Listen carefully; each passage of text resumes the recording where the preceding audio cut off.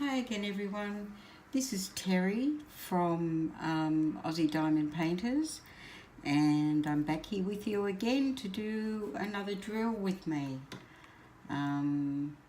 Just getting things set up. Should have done that before, but anyway. As I've said before, I'm from Sydney, Australia, and I've been diamond painting for some months now. I really enjoy it. I don't only diamond paint, but I also have a page that I'm slowly starting to build, mainly for Australian diamond painters, so they can get diamond paintings a lot quicker than going through China, and get them within 2 or 3 days if they order them with me. It's also AussieDiamondPainters.com, which there's a link in the description. So I'm also going to continue on with this these questions, so you can get to know me a little bit better. And yeah, this one of course is I call it Naughty Alice, but it's Alice in Wonderland. It's a Diamond Art Club painting. Not that I have any affiliation with Diamond Art Club. I'm just doing the contest with Gone Off My Meds and Abstract Crafter and Everything Wendy. So I thought I'd get a couple of Diamond Art Club paintings to do for that. Plus I've got a couple of others as well that are in my queue to do if I get time to do them. I think it finishes on the 30th of December, so it depends on how much time I have as to how many I'll get completed. Yeah, but I really enjoy diamond painting. I do it usually every night unless I'm out, and sometimes of course half a day or something on the weekends if I can work it in. I work full time, so things are a little bit slower than somebody that can do it all day. But I enjoy it. I try and do at least an hour a night if I can, and I seem to get a bit done in that time. Also, you'll have to excuse my hands. It's coming into summer here, and it turned hot very quickly, and my cat's hair matted quite badly. It's a long-haired white cat, so it's a ragdoll cat, and it's a long hair, so it got a bit matted as it was coming out very quickly, and he doesn't enjoy being brushed. He's a funny cat. There's he just doesn't like it, and he only likes me. He doesn't. I'm single, but my daughter and her boyfriend live with me, and he doesn't like men, so of course he doesn't like my daughter's boyfriend very much, although he does try sometimes to befriend him. It doesn't it doesn't really work. I don't think I've ever told you what I do for a job. I work 5 days a week in a government law office. I look after the software that they use within the office for billing and running their matters and that sort of thing. So I'm a help desk type person, plus a business analyst, plus a programmer. I'm jack of all trades, master of none. But yeah, we're going on to a new system, a new computer system soon, so there's a lot of work within the office being done for that. I'm not involved in that in a great deal, but when it goes live in on the 30th of June, which is the end of our financial year here in Australia. So we thought that was the best time for it to go live.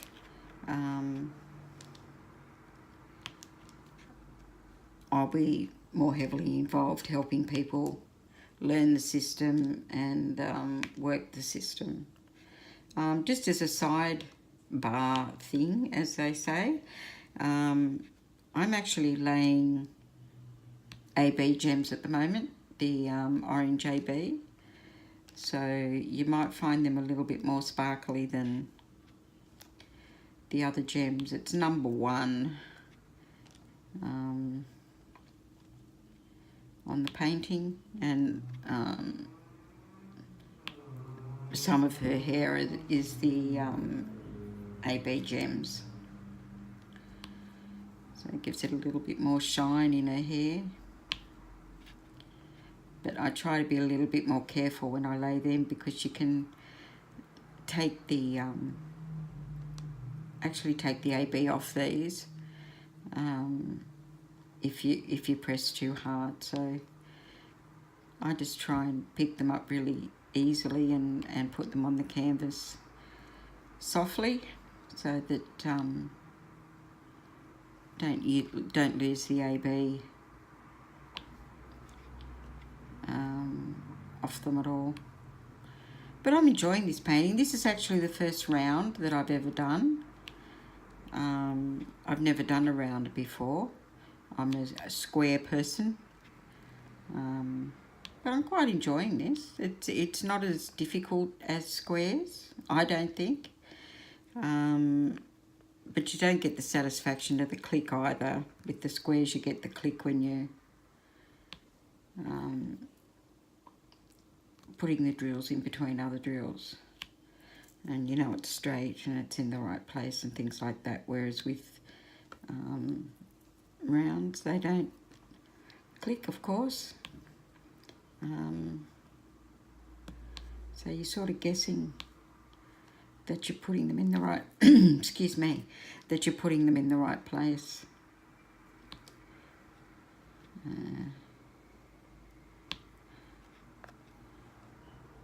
So as I said, this is my first round and I'm quite enjoying it. I wouldn't say no to doing another one. I've actually got another 2 from Diamond Art Club that I have to do, which is in my stash in the queue, so to speak. I have quite a large queue. I have quite a few paintings for the online shop, but I also have my own personal stash that I'm working from. So, I think that's all the ones in that little pile. And there probably won't be any more until her other side of her hair, which is over here. So I hope you can see this okay. What the camera's sitting on is just a thing that connects to the table. And it's just got a long arm that comes out. So I hope it's working okay. I know it does throw, the camera throws a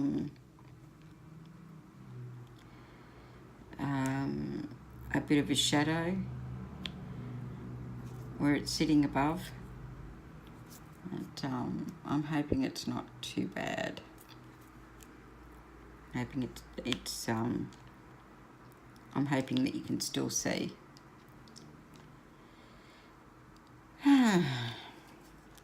If anybody wants to ask me any questions about Australia and how we live and all that sort of thing, I have no problem in answering any of those sort of questions, or any questions really, any questions that you have about diamond painting or me. I'm pretty much an open book, or about Australia. Places to see, things to do. I can always, there's anything you want to see around Sydney, now that it's summertime or spring, I wouldn't mind going and taking my camera and showing you different places if that's what you wanted me to do. I don't mind doing that at all. Since Wendy took me to the Dollar Tree, I wish we had a Dollar Tree here. Although probably maybe not, because I think I would spend too much money there. And it'd be $1.30 here because we only get 70 cents for each of your dollars. So it wouldn't be the Dollar Tree, it'd be the $1.30 tree. Which sort of doesn't have as much of a ring to it than the straight old Dollar Tree. I might tell you a little bit about my history. I've been married twice.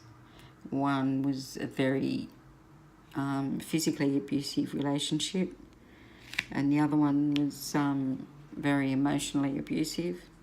I actually had the police come around when I left my second husband because I was scared that he'd come home and find us moving out, me and my daughter. My daughter was very pleased when we left there. The police were just parked around the corner in case he came home. He had me up against one wall in the office of the house. One particular night, and I thought he was going to strangle me to death, but anyway. So the first time I was married, I was 20. And all I wanted to do was get married and have kids. And as it turned out, I couldn't have kids. I was on IVF for probably about 10 years.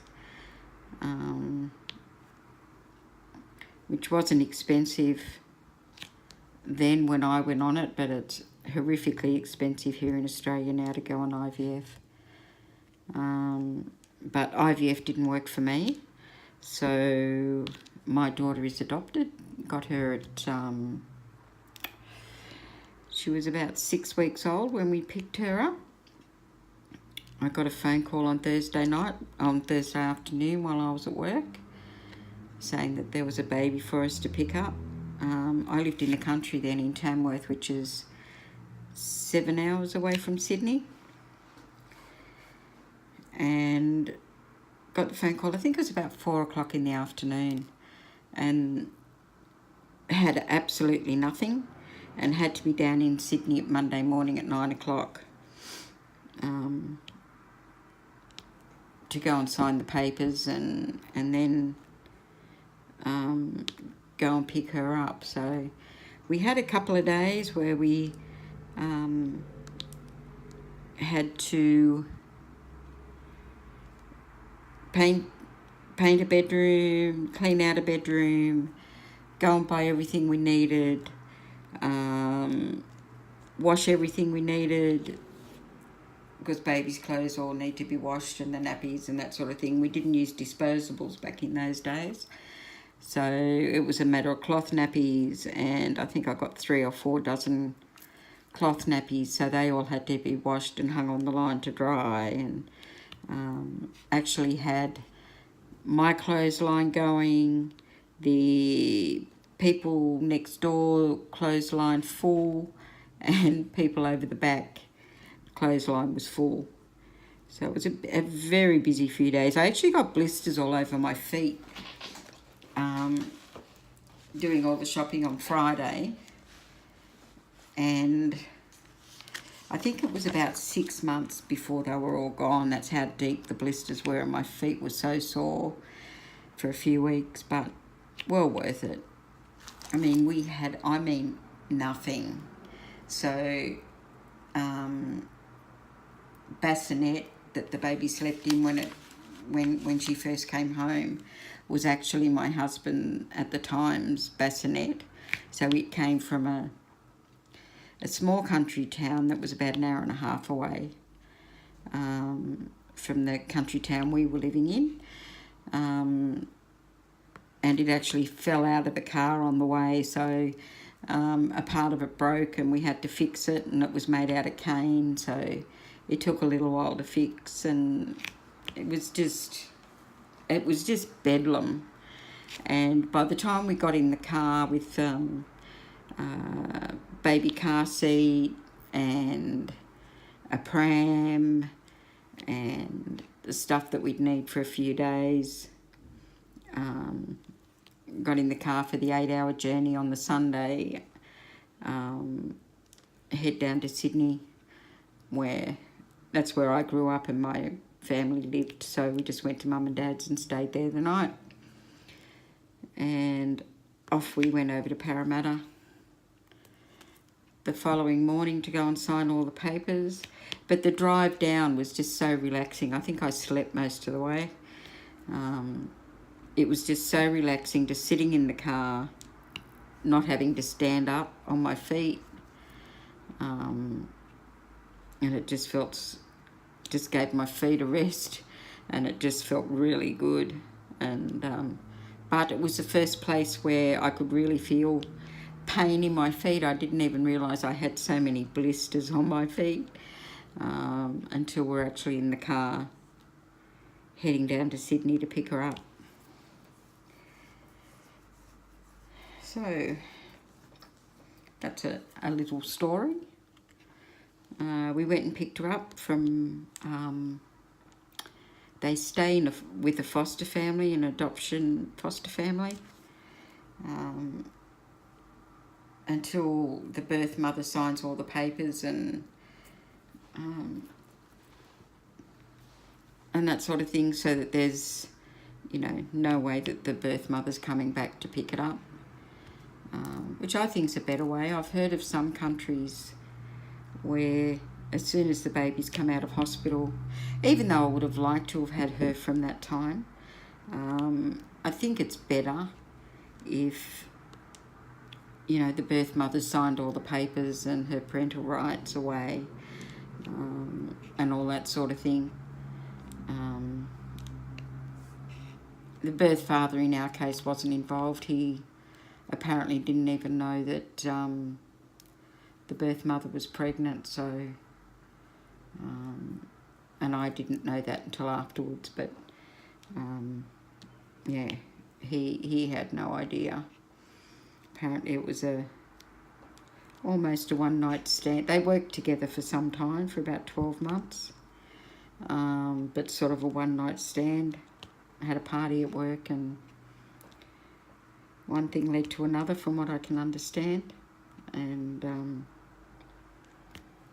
Rebecca was born from that. Oh. It was also, Rebecca had a half-brother and sister who were twins when she was, they were 7 when Rebecca was born, and they were with the birth mother, but she decided she couldn't cope with another baby, so she put Rebecca up for adoption, which I don't know how she did, but I'm really pleased she did. Otherwise we wouldn't have got Rebecca. I'm not sure how adoption works in other countries. I'd like to know. I know there's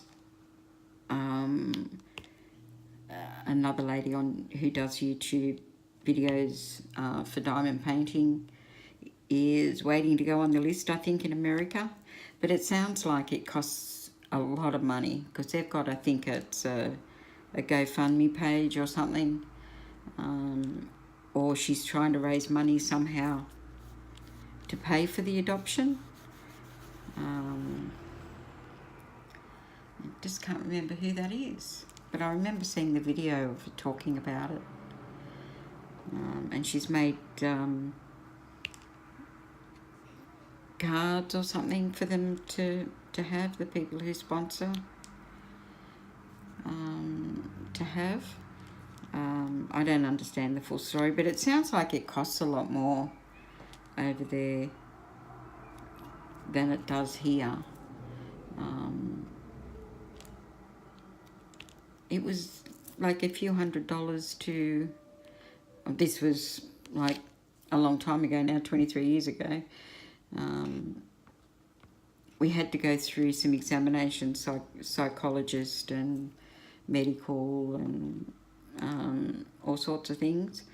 And we had to pay for those. But things like the application fee was $300 odd, and having the psychology report done and things like that was another $300. But we're talking like in 1990s, so that was a lot of money for us. But we thought it was totally worth it, of course. And the medical was about the same, so it probably cost us to get on the list to start with about $1,000, and every 12 months you had to do updates. So your update medical, your update psychological, and all that sort of thing. So, and we had just gone through our update when we got the news that Becky was there waiting for us. So that was good.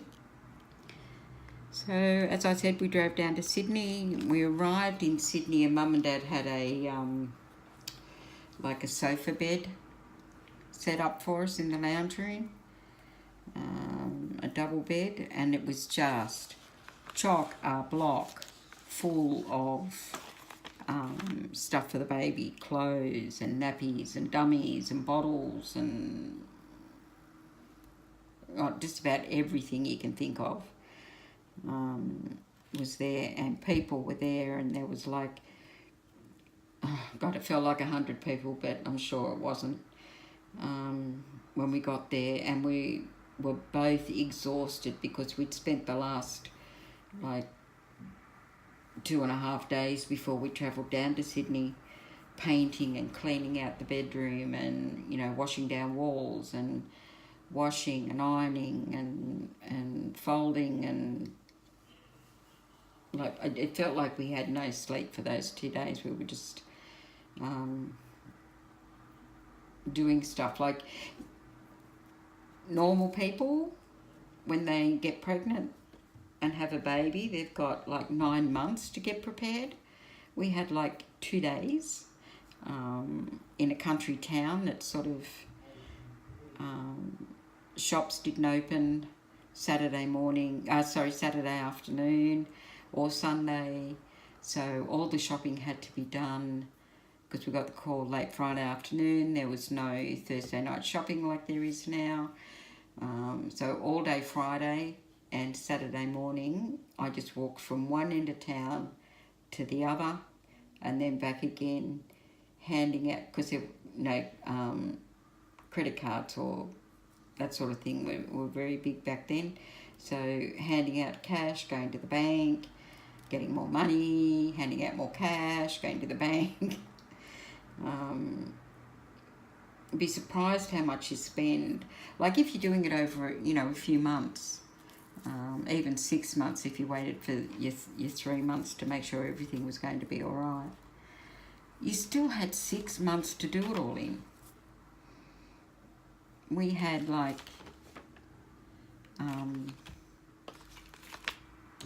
2 days.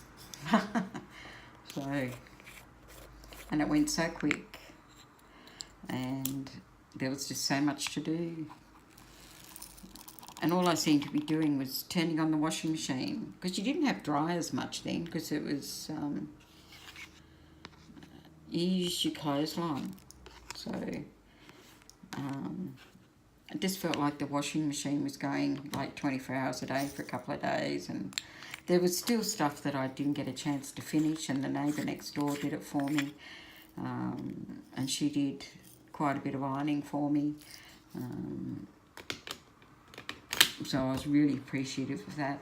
But you just got, by the time we picked her up, I was so exhausted, and exhilarated and so happy and blah blah blah, everything in the middle. That adrenaline was pumping fairly well, and you, even though your body was exhausted, your brain wanted to keep going. And when we went and picked her up, I think it was an hour and a half drive from Mum and Dad's when we picked her up. Got back to Mum and Dad's, and there was a horde of people there. There was like 50 or 60 people, and you know, wanting a nurse and everything else. And I ended up taking her into Mum and Dad's room and laying down with her and having a bit of a nap, and then coming out again. She was, like, with the amount of people there, she wasn't terribly impressed. But it was nice seeing them, and nice that they cared, and she was a long time in coming for us. So yeah, so then the next day we jumped in the car, went back to Tamworth where we were living at the time, which was a 8-hour drive. And when we got back there, it seemed like all the neighbourhood was out waiting for us to get home. And the word sort of spread, and people came over. They didn't come in the house though, which was good. We had a fairly big veranda on the house that we were living in, and they just came and sat on the veranda and had a chat. Beck slept for a little while, and then I brought her out, and when she'd had enough, I'd take her back inside, and it was nice. And we had a barbecue and at the next door neighbour's place, and she was really helpful, my next door neighbour. She'd had 2 children, and of course I didn't have any family in Tamworth, so she was showing me a lot of stuff on how to bath and all that sort of thing, which was great. And she was there every day for the first week or so, and she was always on call, as she said, if I needed help at any time. So, and her 2 kids were only young. I think Nicholas was about 5 and Nikita was probably about 2, but since Beck got home until we moved back to Sydney, they were at our place quite a bit, playing with Beck and talking to her and helping with stuff, and yeah, so that was good.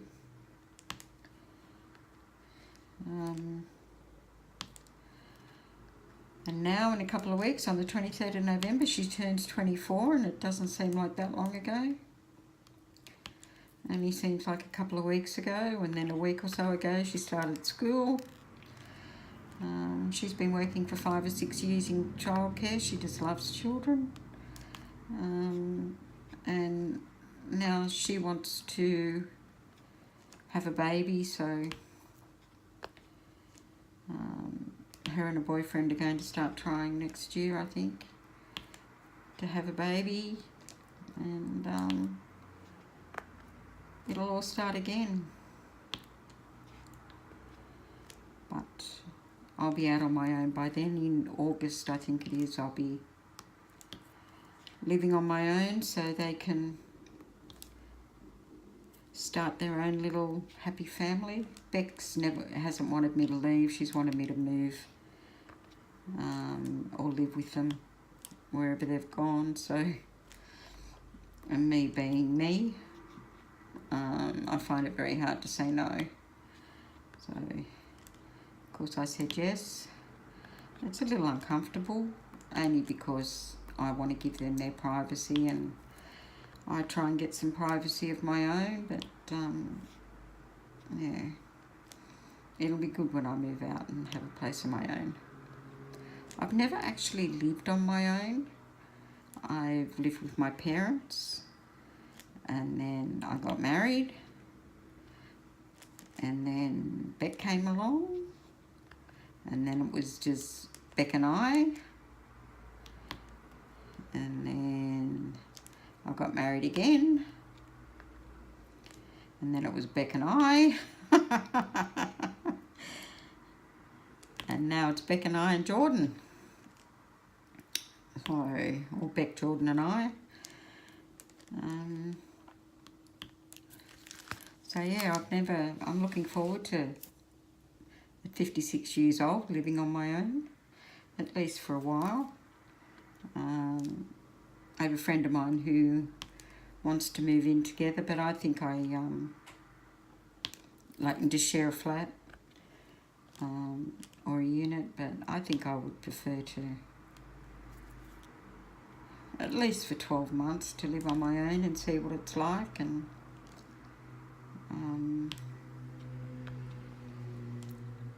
of course I'm going to get a 2-bedroom unit or apartment, and which is not that more expensive than a 1-bedroom one here. And I'll have a craft room and a bedroom, which will be good because I can just close the craft room door and nobody can see what's going on in there, and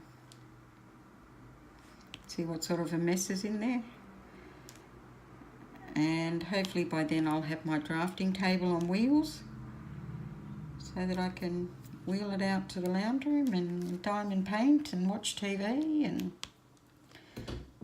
all that fun stuff. Or just sit in the craft room. And especially in winter when it's cold, I could go in there and close the door and just have the heater going in one room. So that would be good. And the same in summer. Usually there's an air conditioner in the lounge room in most apartments. So you just close off as much as you could and just have the aircon in one room while I was diamond painting or doing the other crafts that I do. I make jewellery and I do 3D paper craft, paper toweling, paper craft, make 3D roses and that sort of thing. I knit and I crochet. But at the moment, all my crafting stuff besides my DP stuff is in storage, so I can't really do. This place is a lot smaller than any other place I've lived in. So there was no room to fit it in. Half my furniture's in storage and a lot of boxes and that sort of thing, so it makes it a little difficult when it's just too small. But anyway, that's life. I hope you're enjoying DPing there while I'm DPing here and just chatting along. What else can I tell you?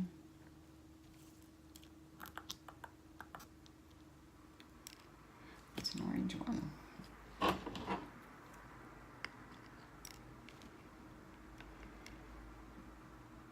And it's a number 1.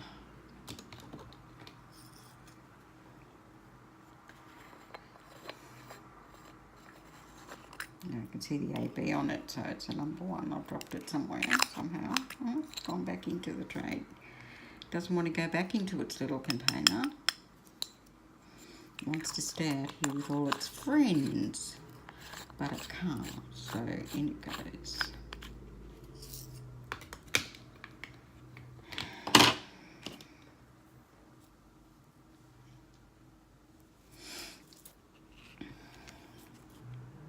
So if anybody knows anything about adoption in America or another country, I'd certainly like to hear about what you have to do.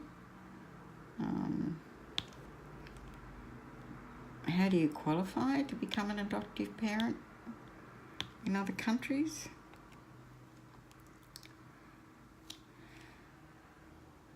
It used to be a waiting list system here. So you could wait on the waiting list for 10 years before you got to the top of the list. But when we got Beck, we had only been on the list just over 12 months. The birth mother actually picked you.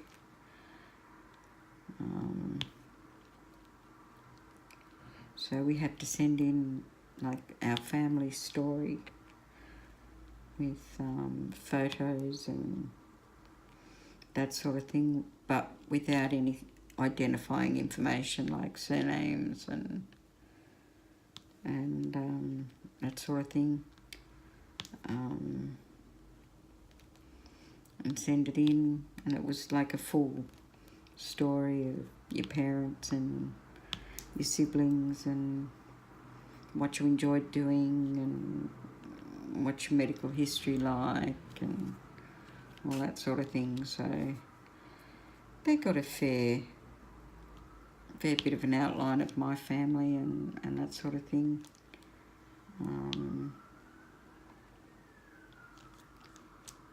With the story that it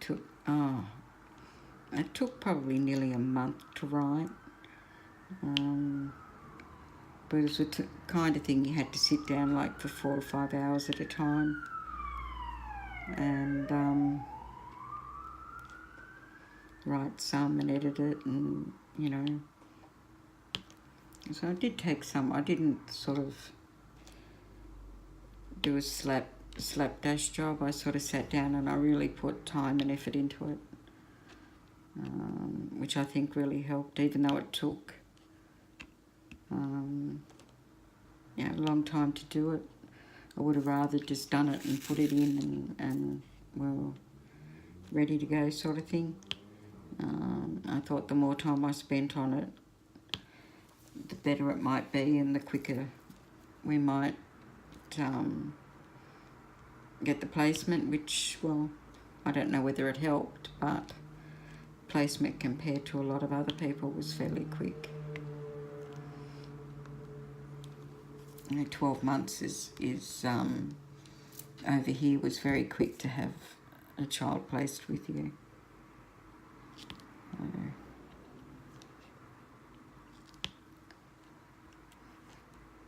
And then here, 12 months later, they come and do another check on you, make sure everything's going all right. And I'll tell you what, when that happened, I was so nervous.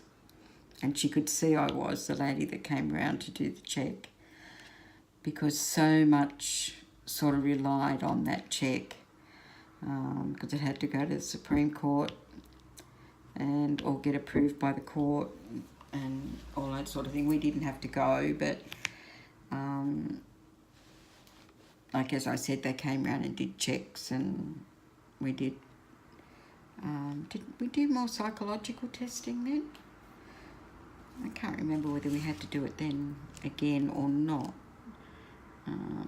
but I know it was really scary, because at that point they could still take her away if they considered that we weren't fit parents for Rebecca. They still could have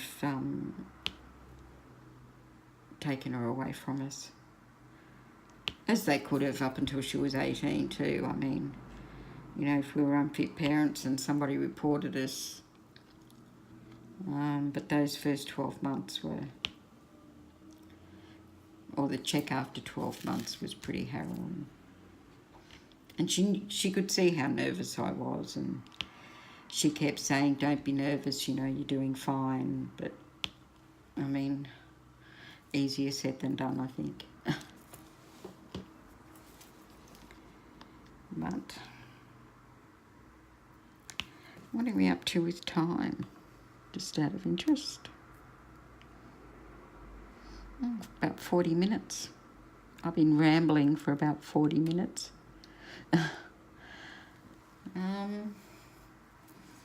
What else do we have to do?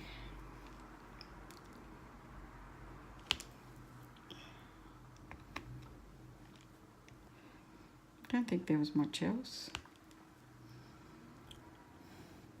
But I think in other countries it's getting fairly expensive to adopt children, because I think so many are having abortions, and well, especially in Australia, they're keeping them themselves because they can get a pension or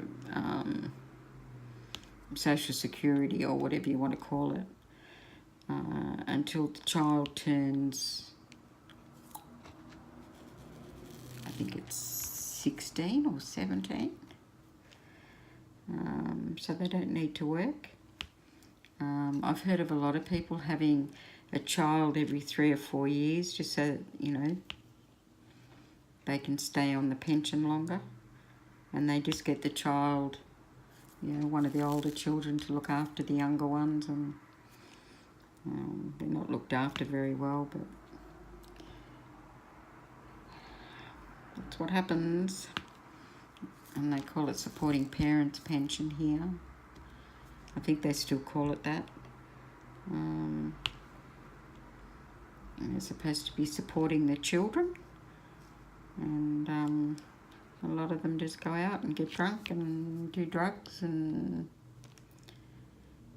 that sort of thing, which is pretty sad. You know, leave the kids at home on their own or with somebody who shouldn't be left with children, and it's a bit sad. But on that note, I think you've heard enough of the story, the adoption story. But please, if you know anything about adoptions in any other countries, I'd love to know. America sounds like it's very expensive, and that's about the only one I know. I don't know what it's like in the UK. Actually, I've never heard anybody talk about adoption in the UK, so I don't know how that works over there. I know they used to have orphanages way back when. We don't have any of those here now. We did. But my understanding is they're all shut now, or you don't hear about them anymore here in Australia. But do you have them where you live? I'd love to find out. I'd love to know. Anyway, I think I might call it a night and give you a rest from my voice, and you'll have to do the tag another night. So, I hope everybody is enjoying their diamond painting, and if you're not, why are you doing it? Yeah, and I'll see you soon. And whatever you do, make sure your drills are up the right way so that you can sparkle with them. So, have a good night, day, morning, wherever you are. And I'll talk to you really soon. Bye-bye for now.